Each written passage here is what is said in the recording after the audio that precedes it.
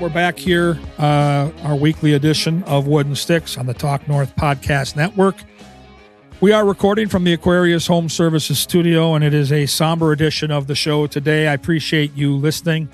As always, without an audience, there is no podcast, and the hockey world lost a good one, and I know it's been well documented. It's been out there, whether it's local or national. Jessi Pierce made quite the impact on our world here in the Twin Cities, but more specifically on the entire world of hockey. And when you work together like we do at the rink every day, whether it's practice or games, media availability, it's a lot of time, and we end up being kind of like a family. We have good days and bad, but we all kind of pull the rope in the same direction and try to cover the team, get the information out. And we have podcasts and radio shows and TV broadcasts and articles for NHL.com. I think Jessi Pierce has been well celebrated here, rightfully so, since that tragic death. For those of you that don't know the details, last Friday overnight, Jessi at age 37 and her three beautiful children were lost in a house fire in White Bear Lake. Her kids were 4, 6, and 8. As a parent, thinking about her husband, Mike, who I got to meet a couple different times when he brought her, or when she brought him to some different media assignments. I know her vividly a couple times at the Hockey Expo. I got to talk to Mike, and they were, like a lot of parents with young kids, extremely busy, just great people. And so today's show, we're going to try to pay tribute to Jessi and the great works that she did in this hockey market. And one of her closest friends is Kirsten Krull, who a lot of hockey fans here in Minnesota know, because if you come to a Frost or Wild game, she's a big part of the in-game experience. She's everywhere. She's done all kinds of different things in the broadcast world, but I think what she's maybe most proud of is the Bar Down Beauties podcast with her and Jessi Pierce. Huge following, great for women in sports, but great for hockey fans in general. Double K, as I call her, is a very close friend of mine, and she's had a real tough time here in the last few days. Her and Jessi were like sisters, and she's close with the family, and she's got a lot going on right now. And so I thought it was awfully nice and gracious of her to share some stories today with us.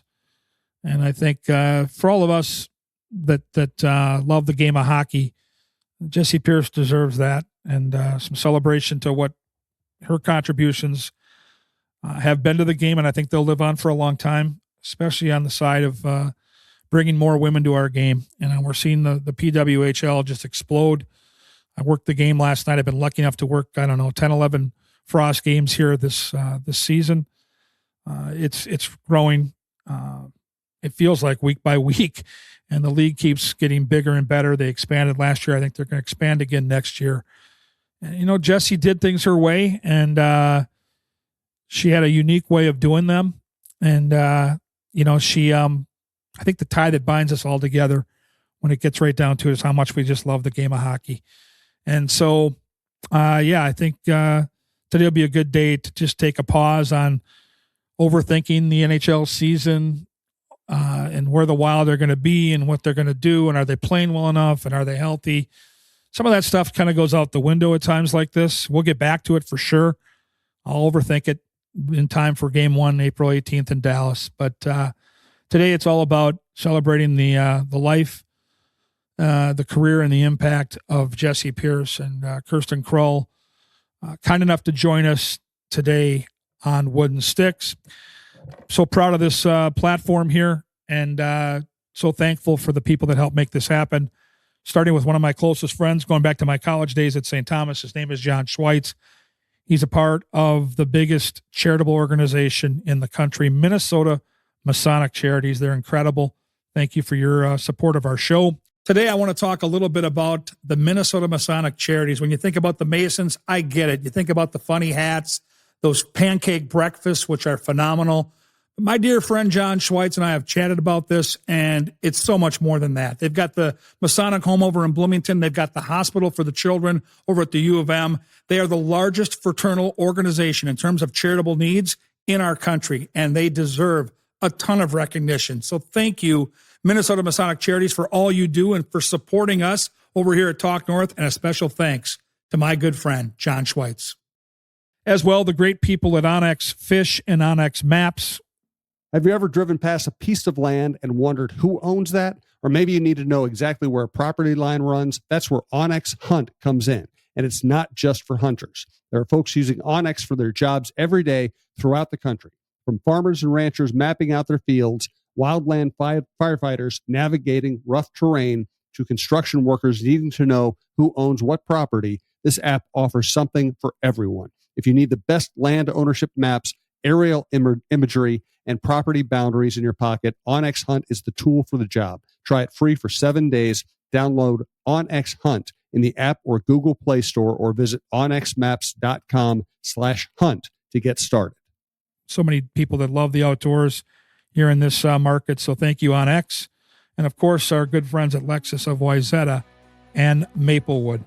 Back with Double K, Kirsten Krull, as we celebrate Jessi Pierce today here on Wooden Sticks.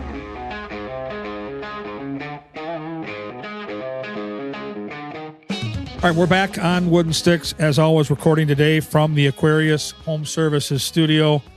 Kirsten Krull is with us, and Double K is a dear friend of mine, and we're here to pay tribute to our dear friend who we lost last weekend, Jessi Pierce, along with her 3 beautiful children. And, you know, Double K, there's no easy way to navigate these times. We're less than a week away from the news, the tragedy that was, and I've been so encouraged seeing you last night working that Frost game. Your job is always front and center in front of the assembled crowd on that Jumbotron, trying to bring passion and excitement and emotion. And I don't know how you did it last night, but you did a hell of a job. And I was concerned about you and hoping you could get through it, and you did. But just where are you at right now in the grieving process? I know we're real early in that. Doesn't seem real to me still, even though that rink last night, every time I go there, I think of all of us, right? This big group of people that cover these teams. And Jessi was such a big personality, not having her there for the Wild game recently. And obviously last night, there's just a huge vacancy. Yeah, there absolutely is. And there's no easy way to say it or go about it. It was really hard being there last night and being back for the first time. But unfortunately, as you know, like, especially in this industry, you don't really get the luxury of being able to take time off. The world kind of continues to move on. And in a way that helps a lot, especially when you're surrounded by so much love and people that care about you, that care about Jessi and her family and just the hockey community as a whole. So that helped last night when I walked back in. I felt a lot of love. I felt a lot of support. It was really hard. And they did the moment of silence, which was beautiful. I feel like they really honored in that moment, not only Jessi, but also her kids, which was incredible. But I mean, behind the scenes, I had specifically asked if I could have a friend get a credential for the game last night to be by my side the whole night. And when they did that, I squeezed her hand and I was crying. I was crying through it out, all of it. So it hasn't been easy, but I'm doing my best. And I know, because I didn't work the Wild game Saturday. I think that was the very first Wild game I've ever missed that I haven't been on the crew staffed for. So next Thursday, when they're back at home for the very first time, I know that's going to be another thing that's really hard. But yeah, we're just doing the best we can. You know what I love about working in the game of hockey? I find it very similar to back when I was a player or a coach. Everybody is in it together. And I think what I find fascinating about all of us, we all do different things around these games, but we all pull for each other. And I think there's a tie that binds us, right? We all love the game so much. We just enjoy being a part of the game day experience. And what I've been blown away by here as a friend of Jessi's is the universal love and support from I expected it from everybody in Minnesota because she's been a fixture here for well over a decade. But for me, Kirsten, the national love I've seen for her work and for the role that she played as a part of the National Hockey League and the PWHL, it's been so inspiring to see that. Have you been able to catch some of that? Because I do think it's incredibly positive. No, it absolutely is. I truly have not seen anybody say anything bad about her. And if they did, I would not take kindly to that, even if I did see that, quite frankly. But also, too, I can't speak for everybody, but I know at least for me, I've really read a lot of that stuff. Like, I haven't been able to get back to everybody that reached out. Like, I've been seeing people reach out, and I'm very thankful for that. And it's very appreciated. But like and I will get back to people. I just haven't gone back to everybody yet that I would like to get back to. But even seeing the tributes online pour in all of the kind things, all of the stories that are said, for me, that's also been healing to read, and it's made me happy. And she left us with a lot of, for one, I'm very grateful she shared her life and her family as openly with us as she did, because we have not only so many pictures and videos and everything to look back on, but she left us with lots of stories. I don't think anybody's ever had more out there. I mean, honestly, no. And that's what I love about her. Like, isn't that really, as we look back now and we try to really process this loss, this vacancy in our world, I love that she was able to do it her way. And I keep coming back to that. Double K, like, she literally did her own thing. She didn't, I don't think, emulate her career path like anybody else. And I've been in this business for a long time. I'm a lot older than you guys. And she just did it the way she wanted to do it. And because she worked so hard and because she was so talented, it didn't matter that it was different. People loved her. They did. And they still do. Definitely a huge hole now that's left.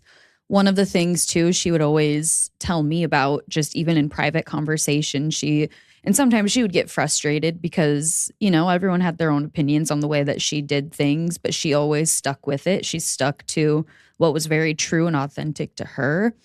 And one of the things that she would always come and tell me was she wanted people to see that, like, you could be one thing and still be good at the other thing. And by that, I mean, like, you can be a mom and you still can have a career. You can be a mom and you can still, post a good selfie or go out and talk hockey in a swimsuit. Like, she was very unique in her own way and her own brand and style of doing things, which is crazy to some people, crazy to me at sometimes even too. But she wanted people to know, like, just because you did these things didn't mean that you didn't know the game or that you didn't not know what you were doing, that you could still do those things and be respected and still be a mom. And all of the things was something she heavily embodied and had said to me too in conversations, which, now we reflect on it and we see it and we're like, yeah, she really did achieve all of those things. And I think in our business, in the professional sports range of careers, we all have different roles we play. There's writing, there's TV, there's radio, there's in-game experience. I think we all crave that. We want the trust and the respect of the players and coaches. And then seeing some of the reactions from the Wild, from the Minnesota Frost, from people all around the National Hockey League, because she would cover a lot of the morning skates for the visiting teams, right? She would be there to get the story from the Avalanche, from the Dallas Stars, from the Chicago Blackhawks. Seeing the love and respect that they had for Jessi validates what she did in her career for me. And we're always cheering for the hometown, right? The hometown angle. She was a hometown girl, Minnesota girl, very proud of her Matamidi roots. I just think looking down now from heaven, she's got to be incredibly blown away by the fact that she was able to do that and do it her way. I know. And I keep telling people too, I'm like, she would be seeing everything that's going on right now and the way people have honored her and the things they've said about her. And I think she'd be down here, like, just like bawling her eyes out of shock, like not even having realized the impact that she had on these people, saying how much she meant to them and in their life. And I mean, Gorgie, you too talked about the hockey community just from across the country honoring her. I mean, one of the things was Andrew Burnett, even before the Predators game, took a moment to speak on her. Like, I think a lot of people knew she covered the Wild, but not a lot of people realized, like, she was in the visiting team locker room every single home game, like talking to the opposing team. She got to know players, coaches, staff all over the country, all across the NHL. And so too, I think that's part of why it was so meaningful to see even what the Tampa Bay Lightning did. Such a small gesture, but it meant so much just to like see that. For those listening that don't know, they saved her a seat in their press box when the Wild were there, put flowers there. And yeah, it was amazing. And it just, it speaks to the respect that she had. So for our listeners that didn't get the opportunity to meet her, or maybe didn't have, like us, the opportunity to hang out with her on a regular basis. I mean, I would see her 4 or 5 times a week at Wild Practice. You're doing a show with her, a very intimate show, by the way. You know, Bar Down Beauties is not a typical podcast. You guys really, I thought, were almost like sisters on that show. And that's what made the show, I thought, extraordinary. What was she like when the camera wasn't on, when the microphone wasn't rolling? For our listeners that certainly are taking in the show today, thinking about this great loss for all of us, and for them too, being hockey fans. What was she like? I mean, what you see is kind of what you got. I mean, even privately, she still was full of life and energy. And at sometimes it was really annoying and frustrating for me. Like, I don't know. She was always one of my very first phone calls. Like, she was part of like a very select group of like 3 people I would instantly call if something in my life happened, to either fill in or rant or ask for advice. And she was always too kind of that voice of reason for me. Like if I was really worked up about something, which happened a lot, it happened a lot, or something that made me mad, or just anything, I would call her. And I joke, I'm like, she probably would see my name popping up on her phone with a phone call and being like, oh, what is Kirsten calling about now? But I mean, she would always answer. She would always be there, and she never complained about it. But she would always calm me down is the biggest thing. Like, and then she would always be like, what can I do to help? How can we work our way through this? And so I think, I mean, I've said it so many times, and I genuinely have always referred to her as this, and I genuinely mean it. Like, she was like another big sister to me. The relationship was that deep. Like when I first met her, I knew her as like Jessi Pierce, the sports reporter, but then I got to know her as Jessi Heinrichs, the wife, the mom, the sister, the daughter, the friend. Like, I got to know her very personally. I just shared everything with her, and she was always there. And this is something too, a lot of people don't know. And personally, I didn't even talk about the situation that much too, but it was, for those who knew, they knew. I had gotten into a car accident in like mid-January. I'm completely fine, but my car was not fine. Right. And I was actually like on my way to her house when I got into my accident. I didn't know that. Yeah. And I mean, my car could still drive, so I kept going. And I made it to her house because I had left my phone in her car from like an hour or two before. And I mean, it was just bad conditions on the road. And she even told me not to drive. Like, it was blowing snow, weekend where there was a lot of accidents. And then I was also part of that statistic that weekend because of the snow. But I got to her house, and she instantly was like, what happened? Like, are you okay? And she's like, this looks really bad. Because the whole front of my car was gone. and I didn't know it at the time. Yeah, because it drove fine. Double K. I know. And then I went into her house, and she was like, please stay the night. Like, just stay here. Like, and then she was calming me down. She was talking to me through it all. Like, she was there. It turned into like a sleepover with her kids. I woke up on their couch at 5 a.m. and my dog too was like with me throughout all of this. He's totally fine. Yeah, my dog's totally fine too, and he was. But me and Bodhi spent the night, and I remember it was Saturday morning, and I woke up at like 5 a.m. and in the corner of the living room, I also see like a shadow just staring at me, and it was her daughter, Avery. Oh, come on. Yeah. So I don't know. It was just funny. And then all of the kids were up by 5:30 in the morning. And I'm like, okay, I guess like, you know what, we're up and at it right now. And I was very grateful. I mean, just to spend time with the kids when I could too. And they were so much fun. But even following that situation, Jessi, she told me, she's like, we will figure this out. Like, I will help you. And even about a week after that, like, Mike and Jessi let me borrow their car for an entire week. No questions asked, no hesitation. Like, that just goes to show like the person she was. And I mean, even Mike too, it was Mike's car. He was on a work trip, and he was like, I'm gone, borrow my car. And how sweet. I know. And I mean, that's the kind of stuff that they did. Mike does, Jessi does. Yeah. And I mean, that extended not only just to me and the people she cared about, but the hockey community. I mean, she was always helping out at any event she could, like Dynamite. She was a big supporter of just anything to help grow the game of hockey. She was a part of and wanted to be a part of. Yeah. And I remember vividly, when you work together with people for this long, you see different situations. And to your point, a lot of the stuff she did, she volunteered to do it. Like if there was an MC that was needed, if there was somebody that needed to come over and run a clinic for Dynamites or cover a story, a lot of that wasn't a part of her quote unquote NHL.com duties. And aside from the fact that she's got 3 little kids, she'd make a way to be there and to help out. And, she gave back to the hockey community on a regular basis. And I think that's been a part of the story here. And I'm really glad that that's been covered.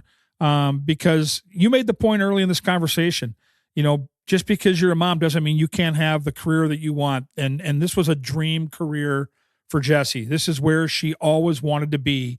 And I think it showed in the way she did everything. Like she had to hustle, to be a part of all these things. And she had to really make a ton of sacrifices to make sure her kids were taken care of at all times. And sometimes those kids came with, we got to all know them at the rink because, I vividly remember one of the babies being strapped to her as she was interviewing Mikhail Granlund back, 6-8 years ago. It's just part of the deal when you're committed to being in this business. The hours are different. The commitment is large. You don't always get paid for these things. And that's the expectation. And she never blinked. No, she didn't. And there's so many layers to this, but I mean, Gorgie, you and I both know, like as a freelancer, especially in this industry, like there's so many things like you don't get paid for, or a lot of things you just work into your schedule and you make it work. Like any volunteer event Jessi did, any event like she emceed and stuff, most of the time she wasn't getting paid. She literally just did it out of the kindness of her heart and like wanting to help out and to be there. And then we talk about, just like being there for the kids and sacrificing time with family even to do these things. Like Mike too was a huge part of that. Like Jessi had said many times, like I would not have been able to do any of this without Mike. Like Mike would hold down the fort back home and take care of those kids so Jessi could do all of these things that she did do. And something else like with Jessi and Mike's relationship, I think is very important to bring up as well, is Jessi had mentioned to me on multiple occasions that like, because I mean, sometimes too, just even having the job that you do as a woman in this industry, it's intimidating to a lot of people, men especially, when they see you're like in locker rooms around all of these guys. And especially when you have a larger than life personality like Jessi did. Like some people, I mean, and it's not a knock to people, but some people just can't handle it. And one thing she always said to me behind the scenes many times, she goes, Mike lets me be who I am. And it goes and speaks volumes. Yeah, it takes a team in any situation like that, and when you're married to somebody that's truly got your back, that's your best friend, and clearly getting to know him a little bit over the years. I only met him a few times at some of the events we did together. Just genuinely such a nice guy, and I knew from talking to Jessi too, because she'd come running in to wild practice at the last second and, hey, how's your day? And she'd be, well, I got this done now. Mike's covering this and I got to go here. I mean, my head would spin, right? Because my kids are older now. But I remember some of those things and it was a real challenge. And to Jessi's credit, it was never an excuse. She was always committed to that job and where she needed to be. And she did a great job. And so it's a huge loss. I mean, the bottom line is, we're all going to miss her as a work colleague. You guys were tight, best friends, sisters, whatever you want to call it. But the real, part of the sadness here, I think we're feeling in this community and walking around the rink last night and talking to people that work in the arena and fans of the Frost. There's a huge loss for all of us that love Minnesota hockey. And I don't think it's replaceable. I don't think, people like, I've been around a lot longer than you, and I just don't think people like that come around very often. And so it's been hard to get the weight of this off like my mind. And I don't know how it's been for you. I find myself waking up and, when you first wake up every day, I've got 2 little dogs. I've got daughters I still need to keep track of, even though they're not right with me. But then all of a sudden, once you get everything kind of your bearings and you get out of bed, you start thinking about the day ahead. I find myself thinking about Jessi, and I find myself thinking about Mike and what he's dealing with, and I find myself thinking of how we move forward.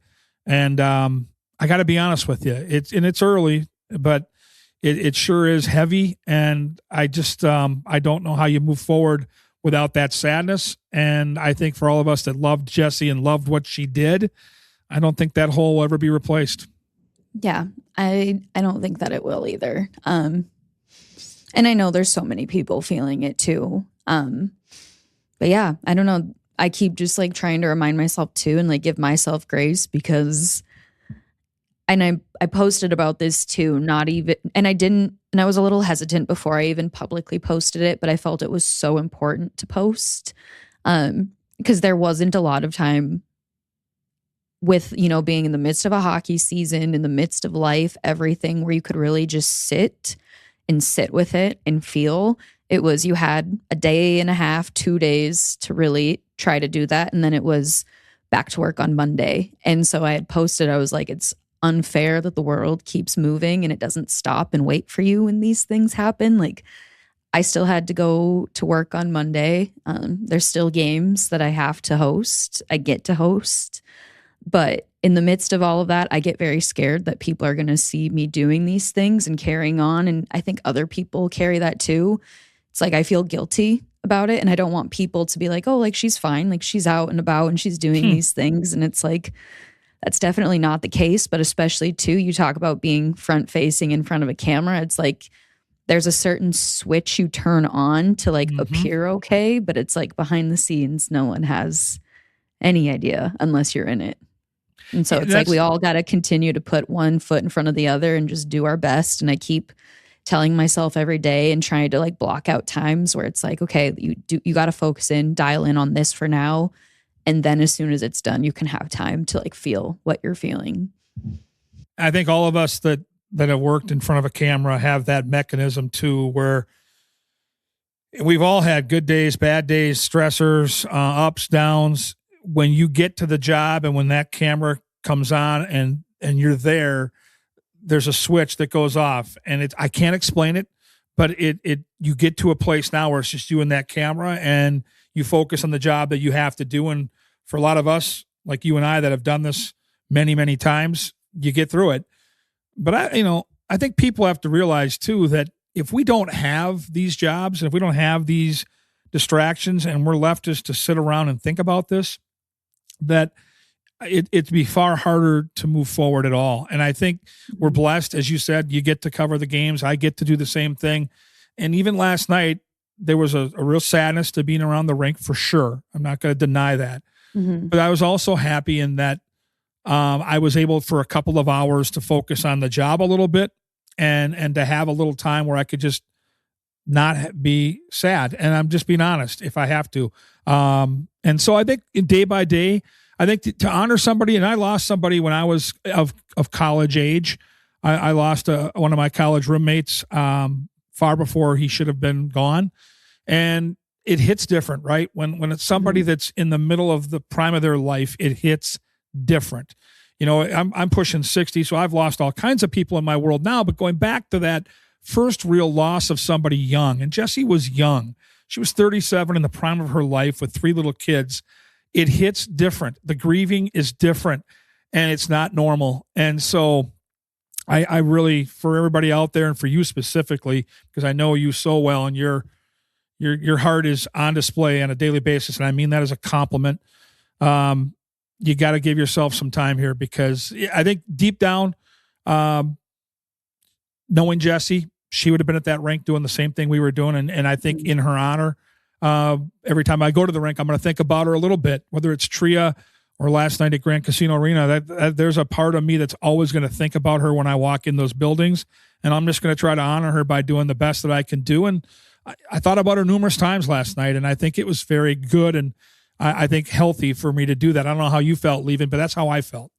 Yeah, I mean, I felt the same exact way, even when I got there instantly. I mean, when you work at that arena too, the thing that I love is it's not only like the people like part of the broadcast or like the people front facing covering the game that become your family, but it like extends so much further. It's the ushers, always. It's the security, it's this staff surrounding the team. Like, so when I even stepped foot into the rink, even when I was just walking into the building, the security right at the front door instantly was like, we're here for you. So it's like it extends far beyond. And also too, I keep trying to remind myself, I'm like, Jessi would want us there. She wouldn't want us like sitting around. Like, she would want us to continue doing these things. So I keep trying to tell myself that too as we continue on. And part of the continuing on is, I think about John Hines and Bill Guerin specifically, and some of the commentary that we got to see from them in the last week. And I got to tell you, on that Saturday, you weren't there, rightfully so.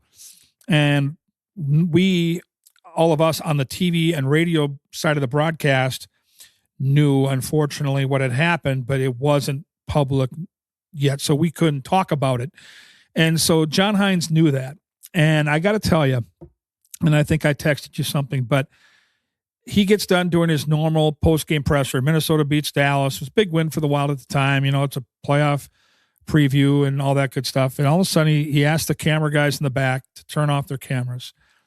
And John's a very buttoned-up guy. He's a very serious guy. It's kind of church and state with him, which is totally cool. He's a great coach. He's an intense guy. But he let his guard down. And I got to tell you, Double K, I had never seen this in all my years being around the game, decades. He says, turn the cameras off, and he starts talking about Jessi. And he starts talking about the passion she had for the game, the respect that she earned from his coaching staff and his players, and how much she will be missed. And John Hines, who is not an emotional guy, starts crying. And I'm like, okay, that to me, as a friend of Jessi's, made me feel extraordinarily good because he gets it.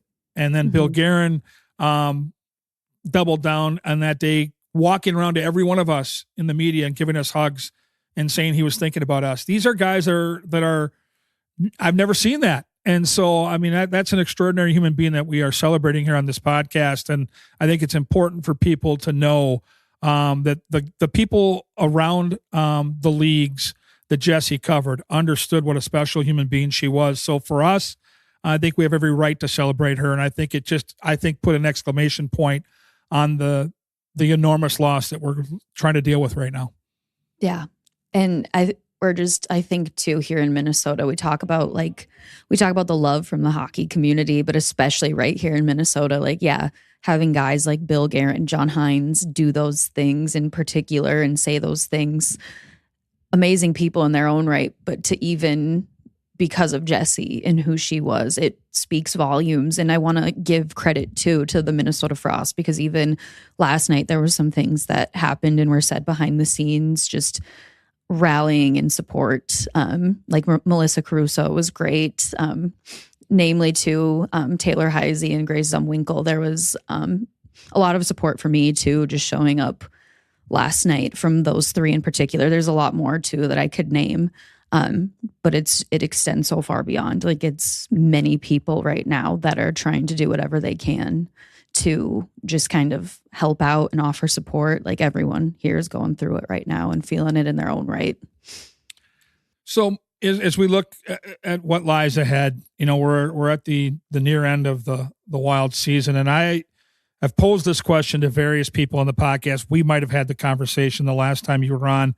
I know I've had this conversation with Jessi over the years, because for all of us in Minnesota, we've never experienced a Stanley Cup run like all the way through. Like, North Stars got there twice, got beat.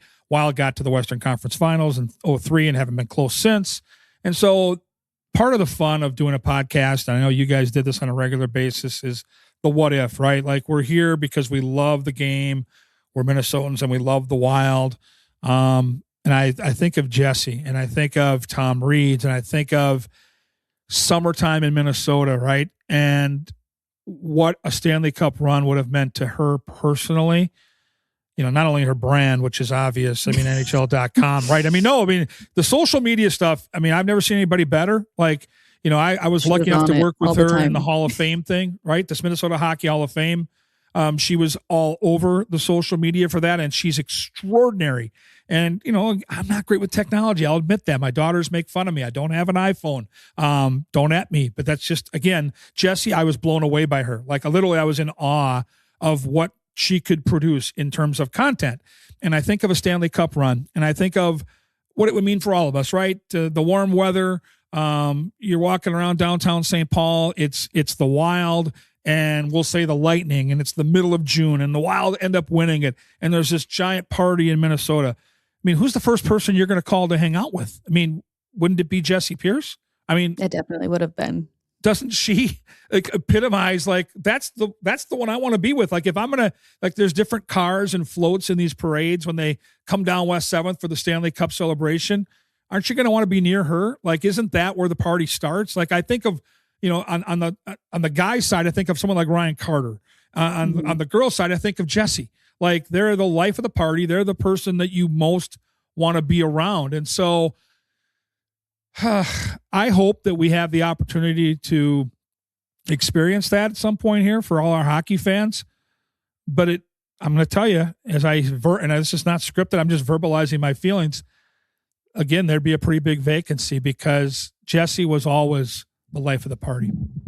Absolutely. And I think you kind of nailed it. Like, I can envision a parade going down West 7th right now. And I'm like, Jessi would somehow find her way to the front of a float and she'd be like chugging a seltzer or doing something. Yes. So true. It would be She'd priceless. be documenting the whole thing. Hat be live on backwards. on I can see the whole thing, right? Like, she just, she had a way of connecting with hockey fans that was unique.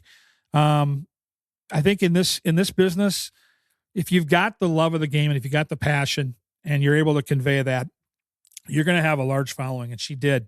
And I look at what you guys have done with Bar Down Beauties, and I don't know how you like. I look at the content she would put out on a specific show. It's more than I put out in a year of shows on my show. I don't know. That's a talent that I have never been able to figure out. You can probably speak to it, but like when you guys finished up a show, like I'm on Twitter a little bit here and there. I'm on Facebook and Instagram, and then you guys were everywhere. Like, how did she do that? Like, I don't understand that skill, but people certainly understood that she was one talented broadcaster. They did. And I don't know how she did it either. I don't know how I would say this to her all the time. I'm like, I don't know how you balance everything that you do, and you do it so well. Like family, social life, work. I don't know it. But also too, I've been reading some comments on like a lot of things too, I don't know, just like this past week, I just want to know what people are thinking and everything. And somebody, I forget what show it was on, they commented on one of the tributes for Jessi, and they pointed it out because I would have never even realized it or thought about it. I mean, obviously that game against Dallas that Saturday where unfortunately everything happened, they talked about how, yeah, of course, it was another overtime game for the Wild. So there was that. But also somebody pointed out something that I thought was like kind of like a God wink, if you will. Jessi, I guess it was like a podcast listener called it out. They said Jessi had commented about like Vladimir Tarasenko and made a comment like, I'll be happy if he gets 20 goals this season. Oh, wow.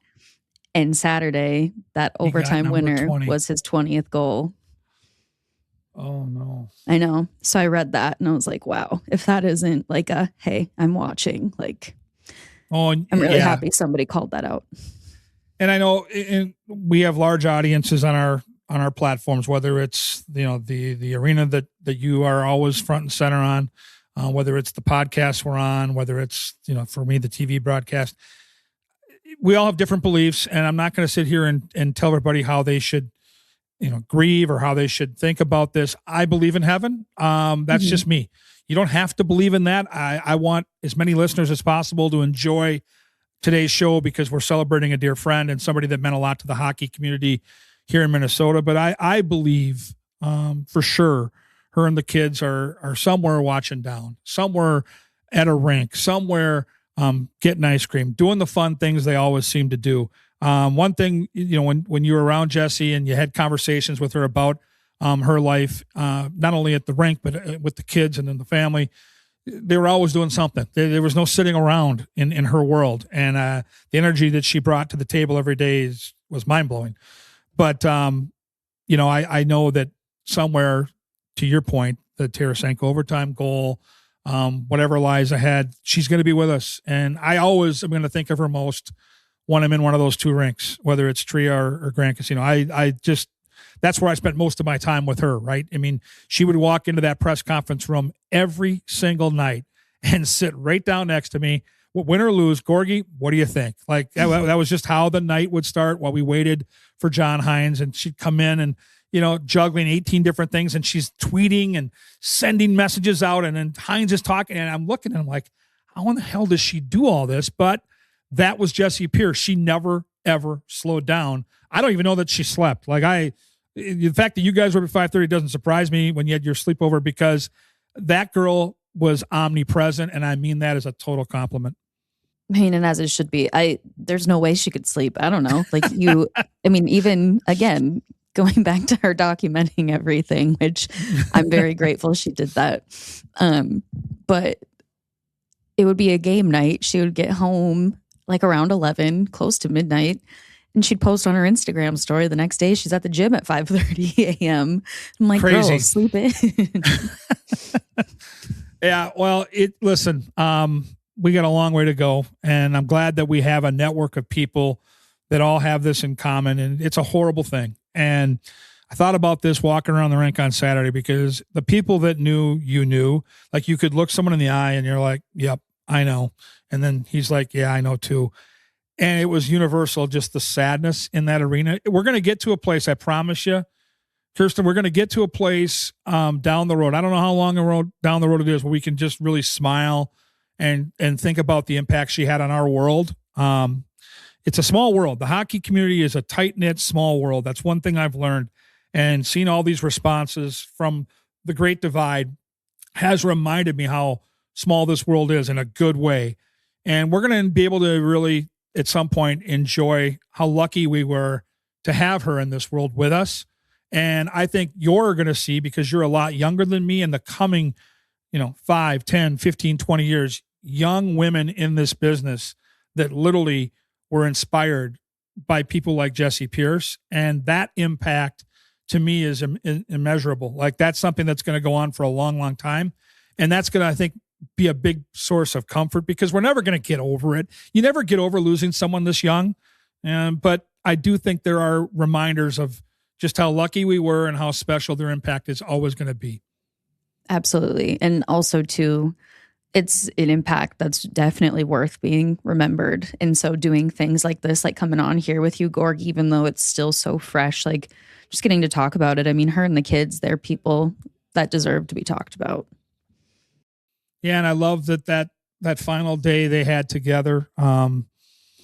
We spent the day at practice. It was an open practice, so the rink was packed. It was a busy day, and in typical Jessi fashion, like you and me, I think we kind of all have one thing in common. We love hockey. We have our heart on our sleeve. You don't need to really look too far to see how our moods are. And she was all fired up. Iowa State sweatshirt on, running around that rink like she always did. Like you said, like front and center, here I am. We worked the room together, and then she was hustling off to go watch the Cyclones that afternoon. And as we see in some of that documentation you talked about, there's no slowing down. After that, we're going to, have a full event with the kids. We're going to go out and get ice cream. We're going to run around town and have a great time. And that just speaks to what an incredible mom she was. And so I guess I cherish that memory too, because it was my final time connecting with her. We sat by the glass there watching practice together, talking about, and Russo was melting down because the Wild weren't playing well enough and they're not going to be any good in the playoffs. And then Mike and I got into a kind of I don't want to say fight, but we argued pretty vociferously. And Jessi's got this big smile on her face watching Russo and I just go after each other because we're a family, man. Like, we're all in it together, and we have good days and bad. And she was, people have, like my sisters and my daughters have reached out to ask me about Jessi because they didn't really get to know her. And they're like, what was she like? And I'm like, she was like my baby sister. I picked on her a lot. And I did so in big brotherly fashion. And you know this, like, I know your predictions were great, day. but her predictions were bad. And listen, she's watching now and I'm okay with it. Her predictions were bad. All right. They weren't very good. And when she'd pick us to win, we'd always lose. And she'd be rolling her eyes. So she'd be so mad at me right now. She probably, that's okay. But that was kind of the relationship we had. I was the big brother, significantly older at age 59. And it was good fun. And that whole Russo and I thing, she was like the referee. Her and Wes Walls were sitting there trying to like figure out what to do because we were both really into it. But you know what I'm talking about, man. There's a family of people that cover these teams. And every time I see you, I get a big hug and it makes my night. Like, there's something to that. And we're going to miss that so much with Jessi. And so I really appreciate you hanging in there today and, being strong for 40 minutes with me and hanging in there and just sharing her stories with our listeners. Because I think it really is important for hockey fans to just get a little window into why she was so extraordinary. And I think you've done an awesome job today. And thank you for doing it. Thank you for having me. I'm always happy to come on here and talk with you, but also today to talk about her.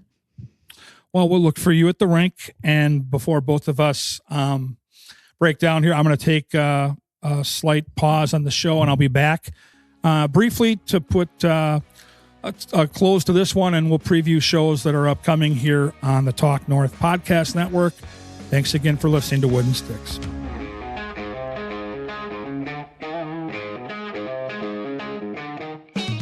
All right, we're going to wrap it up here in brief fashion, and I hope, again, I hope that the conversation today shed enough light on our affections and our feelings and, I don't know, the accomplishments and the impact, all the good things you hope to have in a career. Most careers go a lot beyond the age of 37, but I will say I haven't been around quite a long time in the game.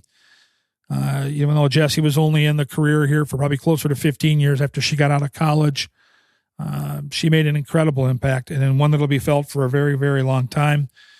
And I think the friends that she made along the way, and specifically our guest today, who's just an unbelievable human being, Double K as I call her, we'll all be inspired to pick up and move on and do the best that we can. And listen, we're covering hockey. So it's a labor of love. It's something that we enjoy doing and look forward to doing. It's a privilege. It's an honor. And we're going to miss our friend Jessi. And so today was really a show just to celebrate what she meant to all of us, and hopefully some of you as hockey fans as well. As always on this show, I love the impact I get from our listeners, and I do get commentary on a regular basis. Sometimes it'll be a direct message. Sometimes it'll just be a tweet, but at Gorgomatic21 on X or Twitter. If you bump into me at the rink, which I had a couple people last night at the Frost game bump into me and ask for a couple of different requests on the show, we're going to do our best to have them on. And as always, looking forward to what lies ahead. The NCAA hockey tournament just started. The Frost are in a big playoff push. The Wild are getting ready with the final couple weeks of the season to face Dallas in the playoffs, it looks like. So we'll have a bunch of cool stuff leading into that. But as for now, thank you for indulging Kirsten and I today. And rest in peace, Jessi Pierce.